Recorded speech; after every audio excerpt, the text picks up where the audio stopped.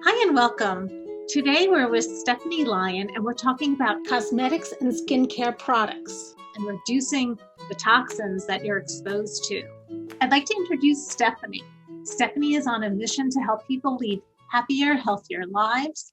She lives in the Boston area as a mom of two and has a passion for all things botanical. She believes in practicing health and beauty from the inside out. And for 15 years, Stephanie has been a leader and online business owner with Arbonne International, a B Corp that has its roots in clean botanical formulas for 40 years.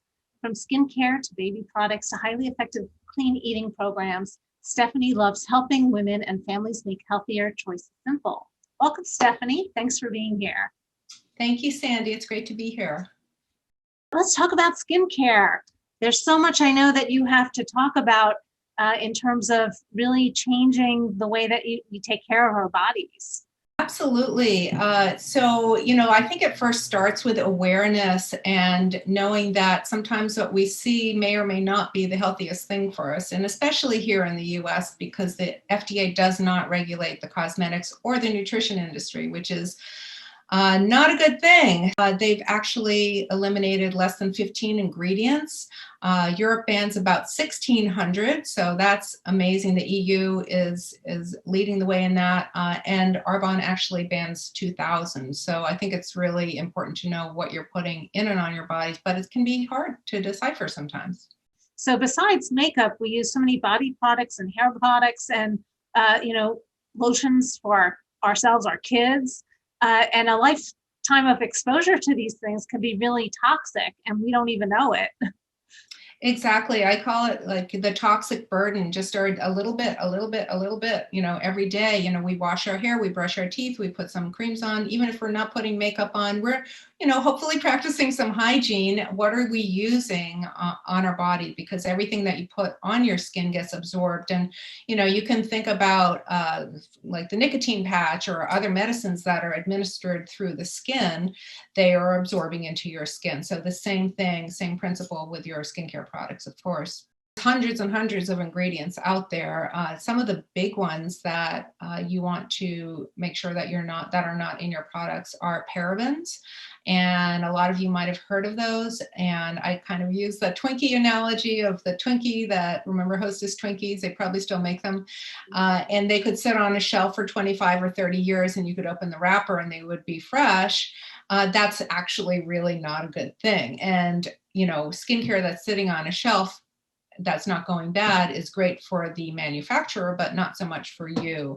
So those are known to be carcinogens. There's multiple forms of them: methylparaben, polyparabens. They're in, and they are listed. Some things aren't listed as ingredients, but those should be listed. And those are not good to have in our products. That's one of the many. Yeah. And I know you also, when we were talking before, you mentioned about all the different oils and mineral oil. Can you tell us about that?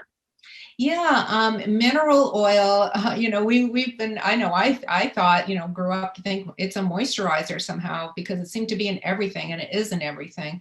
But mineral oil is actually a filler. It's a cheap byproduct of petroleum distilleries. So yes, it's from gasoline, and it will coat your skin, block your pores, not let your skin breathe.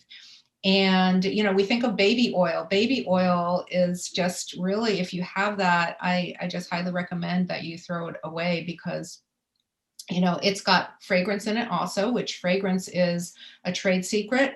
There's hundreds of chemicals in fragrance, and the mineral oil actually won't even absorb or do any moisturizing. It just coats the skin. And one way to test that, if you have it in your house, is to take 2 crackers, put one in a little jar with water and the other one with the baby oil, mineral oil, and it could sit there for as long as you want. And you can take that one with the mineral oil, it will crack open, it'll be dry inside, and you can see it's literally just coating the skin like oil would and like gasoline would. It's terrible.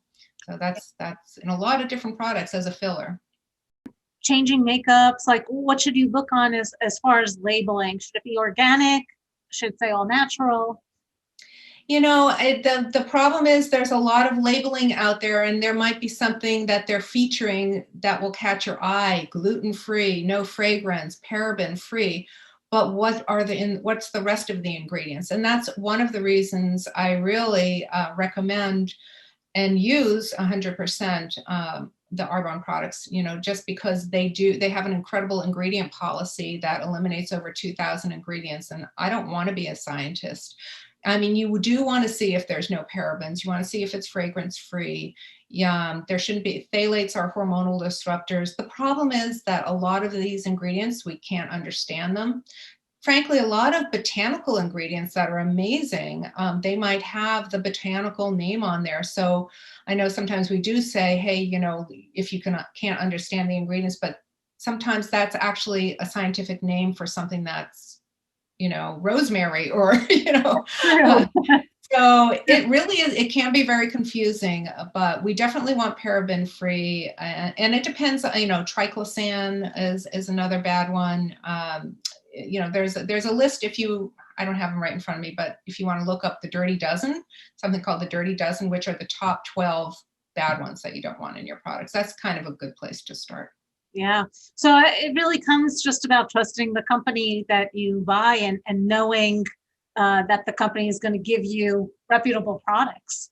Yeah, it really is. It's got to come down to the philosophy of the company. And, I believe in safe green chemistry. I believe in botanical products. And that's, you think of plants and how they survive, and each one has a property. That's one of the reasons that eating, that eating herbs and spices are so good for you, because each one of those little plants has these amazing properties to keep it alive, and amazing properties that we can consume and get our nutrients from. And the same thing is happening when they're combined in certain ways into our skincare products. So true. Reach out to Stephanie, ask her advice. She's a wealth of knowledge about the cosmetics industry and about nutrition. I'll have her information below.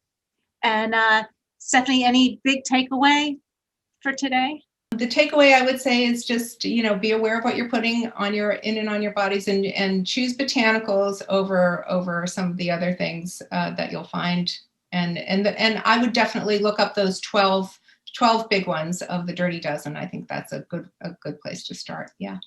And happy to help and share any information I have and recommendations with you for the whole family. Thank you so much, Stephanie, for joining us. Thank you so much, Sandy.